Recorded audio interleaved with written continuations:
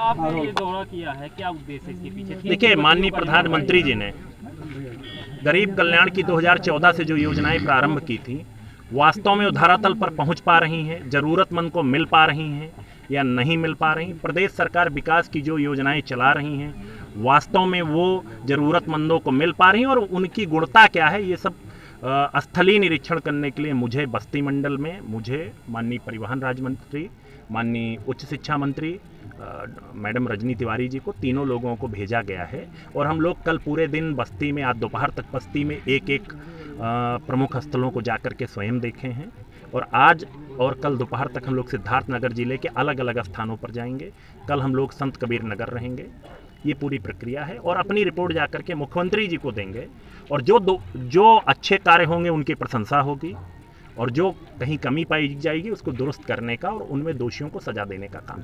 अच्छा, कुछ तीनों मंत्री को एक ही रिपोर्ट देना कि अलग अलग रिपोर्ट? नहीं, तीनों लोग, हम लोग एक टीम है, तीनों को एक साथ वो करना है। अच्छा, यहाँ का निरीक्षण आपने किया, एक मिनट, यहाँ का निरीक्षण आपने किया है, आपने क्या देखा? कुछ इशू को लेकर के आपने अधिकारियों को निर्देश दिया था? इसमें तीन बातें बड़ी स्पष्ट समझ लीजिए।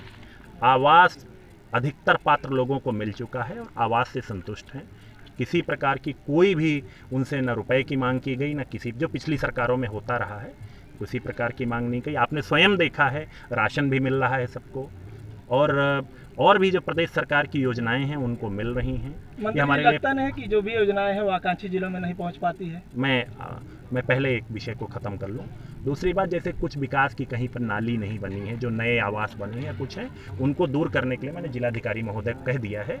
2-4 महीने में पूरी प्रक्रिया पूरी करके वो भी दूर होगी। नहीं, डीएसओ को लेकर के डीएम साहब से कुछ आप कह रहे थे क्या? डीएसओ को मैंने ये कहा था कि अगर डीएसओ रहते तो तत्काल हम लोग हल कर देते। अब हम शाम को जब बैठक में मिलेंगे तो उस समस्या को हल करेंगे। हम लोग अगर यहाँ पर आए हैं तो हम लोगों को ये नहीं है कि 4 दिन की प्रक्रिया अपनाएं। जो तत्काल हल करने वाला हो उसको हम देन एंड देयर हल करना चाहते हैं। इसलिए मैंने कहा कि डीएसओ को रहना चाहिए, तत्काल हल करना। जैसे ग्रामीण अंचल की जो सड़कें हैं वो पूरी तरह जर्जर हैं, 5 साल की सरकार रही, फिर 5 साल सरकार रहेगी, उस पर आप क्या कहना चाहेंगे? अगर जहाँ तक मैं जिन जिलों में रहा हूँ, घूमा हूँ, टहला हूँ, मुझे तो सड़कों में बहुत ज़्यादा कमी कहीं नहीं दिखाई दी। अगर इस ज़िले में कोई कमी है तो हमारे जिलाधिकारी महोदय बहुत एक्टिव हैं, मैं इनके बारे में जानता हूँ। तो हम लोग और हमारे विधायक जी भी हैं, यहाँ के जनप्रतिनिधि और भी जो है, माननीय सांसद जी भी हैं, सब लोग मिल करके जो है उसको अगले कुछ दिनों में, मैं टाइम पीरियड तो नहीं बता रहा हूँ, लेकिन पूरे प्रक्रिया को पूरा होने में 1 आध साल लगते हैं, आपको परिवर्तन दिखेगा। नई